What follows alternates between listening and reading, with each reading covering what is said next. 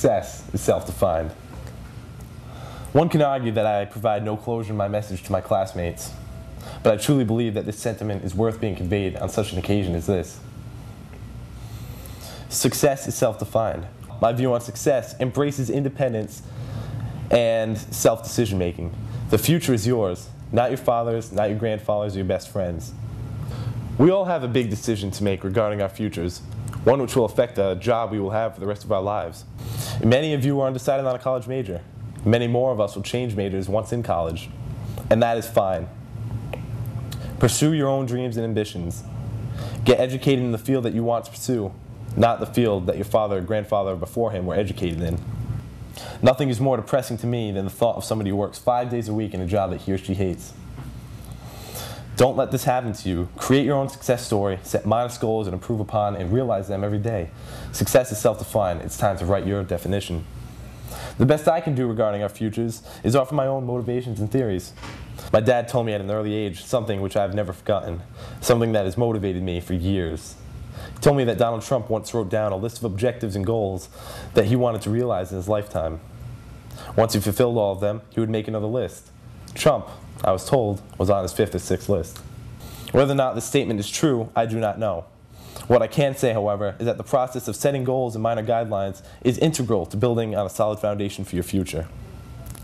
Write a bucket list. I know that I and many of my friends already have. By the way, a slight disclaimer, you can buy Bucket List on DVD or Blu-ray this Tuesday, June 10th at Walmart. Have serious and silly goals alike. One of my serious goals is to be humbled, while one of my ridiculous goals is to drive by the Neverland Ranch. These goals can change at any time too. Entering high school, I wanted to be a professional ladies' man when I grew up. When I realized that such a line of work probably doesn't make much money, I turned to finance. And even though that will be my major at the University of Pennsylvania, I secretly want to be a professional wrestler. Don't tell my parents. As you can see, by setting your own goals and guidelines, you'll be well on your way to defining your success. Now, as we prepare to walk across the stage and reap the fruits of our labors, I ask that you all look to the future rather than the past.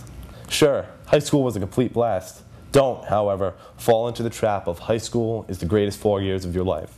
When all is said and done, this may be true, but do not give up hope for the future. While discussing this over April vacation, Andrew Landeville made one of the smartest comments that I have ever heard in my life. He said, "I'll never be one of those people who just looks back and says, those are the best 4 years of my life. High school was fun, but I'm ready to move on. I plan on having plenty of time in the life ahead of me." Look ahead, embrace your future. Remember what Abraham Lincoln said, it's not the years in your life that counts, it's the life in your years. Don't look at high school as an ending and college as a new beginning. Rather, look to the future as a continuation of the good and improvement upon the bad. Who says that you can't have fun? Get a job that you enjoy, have kids if you want them, and live out your dreams. In the words of Dusty Rhodes, wine and dine with kings and queens.